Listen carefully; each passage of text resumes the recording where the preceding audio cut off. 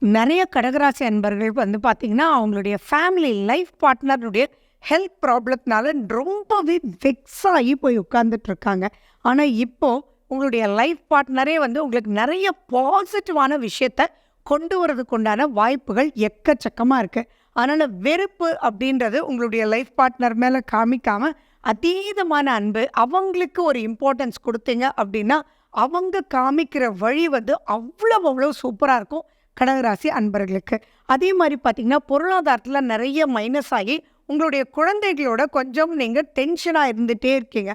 அதையும் அவாய்ட் பண்ணி, "உன்னால என்ன முடியும்? உன்னால என்ன முடியும்?" அப்படின்றது உங்களுடைய உறவுகள், நான் சொல்றது குடும்பம் அப்படின்னா, நான் மீன் பண்றது குழந்தைங்களுடைய மனைவியோட உங்களுடைய டிஃபிகல்டீஸ இப்ப மனம் விட்டு பேசணும். அது பண்ணீங்க அப்படின்னா சம்திங் சூப்பர். அதே மாரி உங்களுடைய தாயாருடைய ஆரோக்கியத்தில கொஞ்சம் எச்சரிக்கையா இருக்கணும். கொஞ்சம் அம்மாவோட உறவுல வந்து கொஞ்சம் டென்ஷன் ஆறதுக்கு உண்டான வாய்ப்புகள் அதிகமா இருக்கு. அதுவும் செகண்ட் ஹாஃப்ல கொஞ்சம் ஜாஸ்தியா இருக்கு.